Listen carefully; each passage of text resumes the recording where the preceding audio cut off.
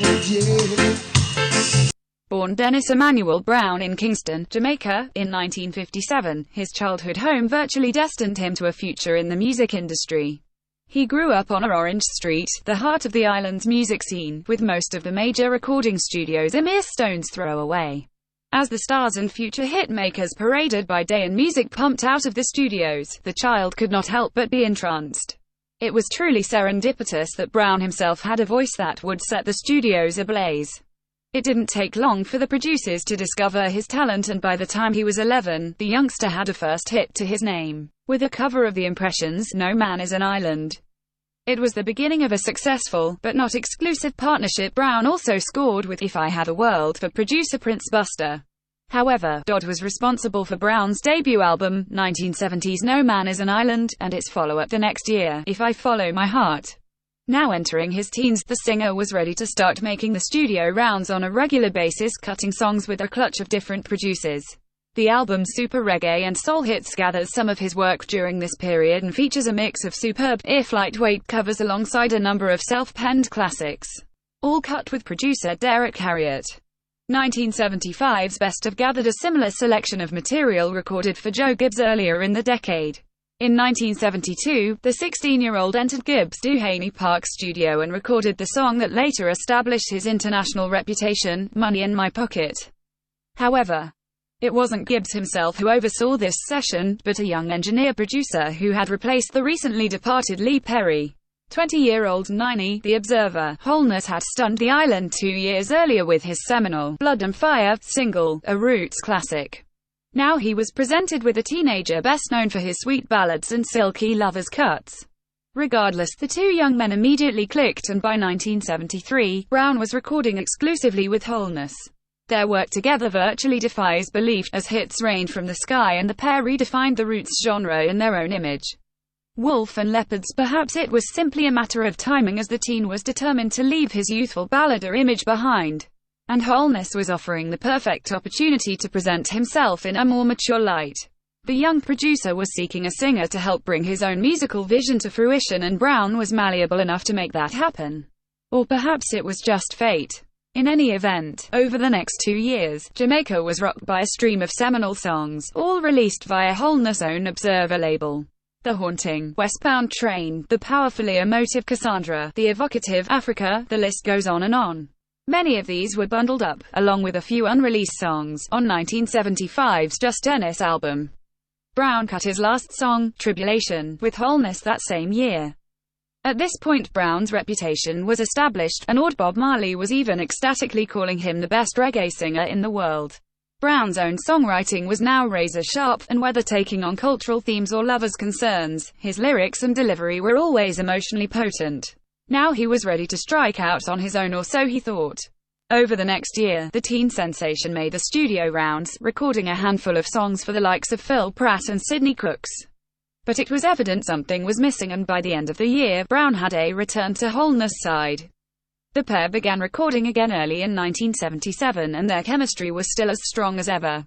The 1978 album Wolf and Leopard, titled after one of their hits, compiles most of the seminal string of singles the two men unleashed, including such masterpieces as the poignant Here I Come and the title track Some Like It Hot. The Heartbeat label has helpfully compiled all of the pair's work across 2 albums, Some Like It Hot and Open the Gate, while Cleopatra's 2-disc The Golden Years, 1974 to 1976, draws heavily from this material into 1977, regardless of the title. In 1978, the 21-year-old singer was now determined to stand on his own and set up his own label, Deb, although it folded the following year. During that time, Brown released a clutch of his own singles, as well as those by other artists, and a number of albums. The latter include his own excellent So Long Ja Rastafari and Joseph's Coat of Many Colors. Although the latter was produced by Gibbs and Errol Thompson, Brown himself was now also moving into production, and his work behind the board is featured on a number of Deb releases. It really was a stellar year, with the singer also one of the highlights of the One Love Peace concert that year, as well as being one of the major draws at the first ever Reggae Sunsplash.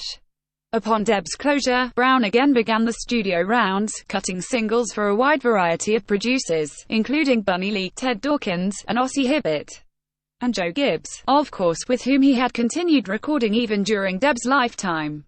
1978's Visions of Dennis Brown contained some of the fruits of their labor, and unusually, many of the album's strongest tracks never graced a 45, helping to push the sales of this stunning record even higher.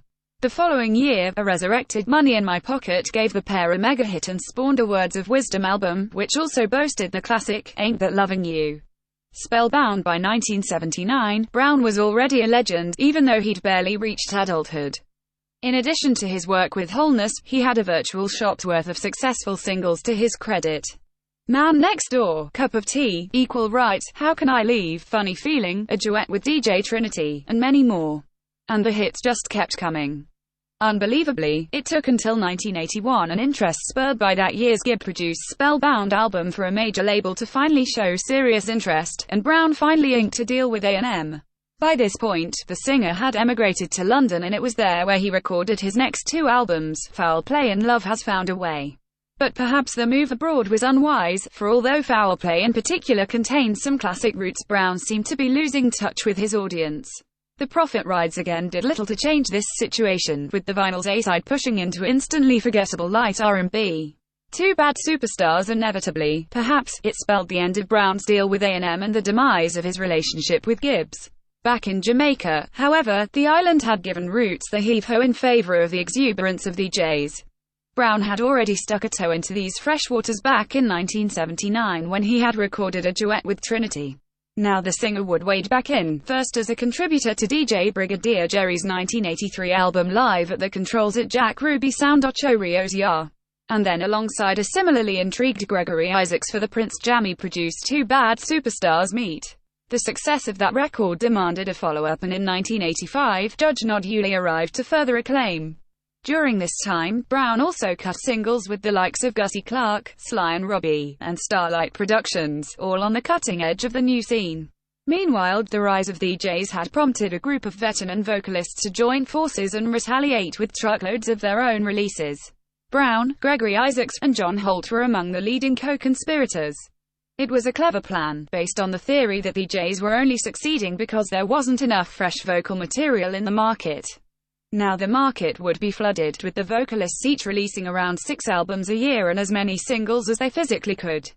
Compared to Isaacs, estimated to have released over 400 albums and counting, Brown was pretty lax, releasing a mere 100 or so full-lengths and over 200 compilations.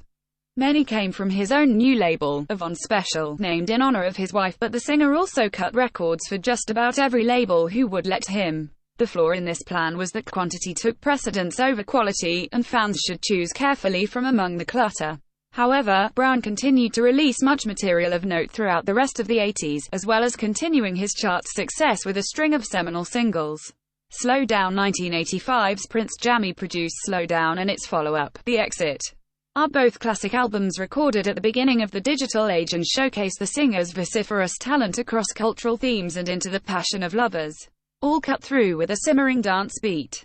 Co-producing with Trevor Bow, that same year Brown also offered up the much rootsier Wake Up. The following year's Brown Sugar, released by Sly and Robbie's Taxi label, compiled 7 superb hits, and 312 remixes from this period. 1986 also saw the release of a collaborative album with Horace Andy, Reggae Superstars Meet, bringing together two of the most beautiful voices in reggae's history.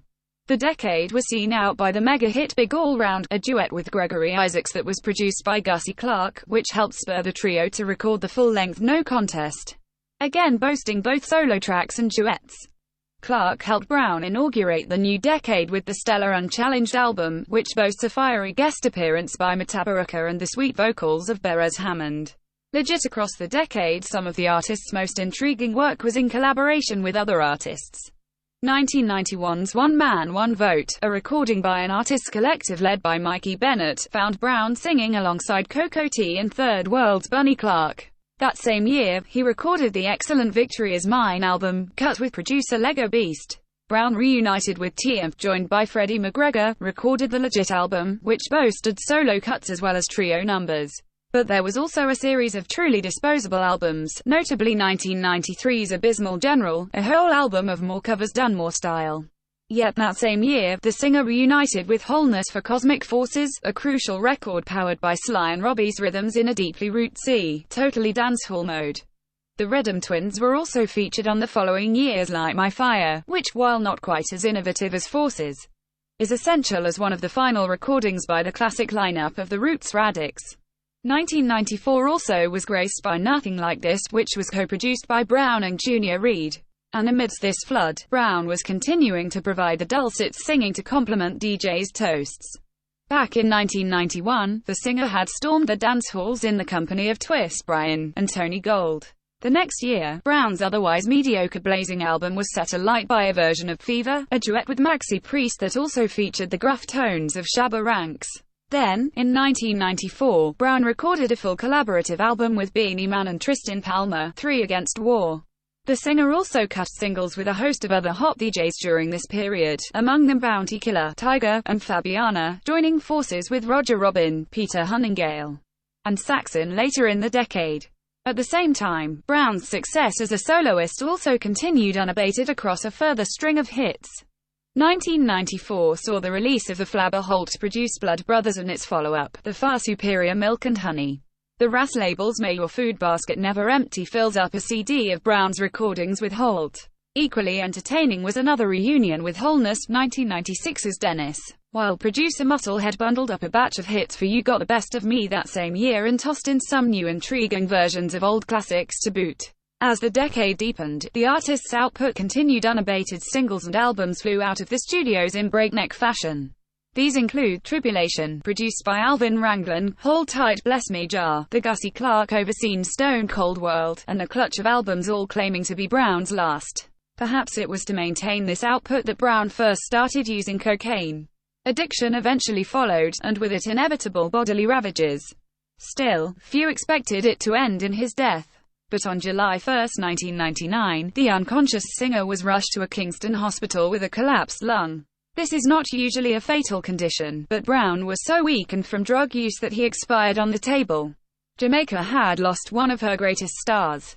Brown's legacy, however, was in no danger as new compilations, best of collections, and reissues continued to appear regularly.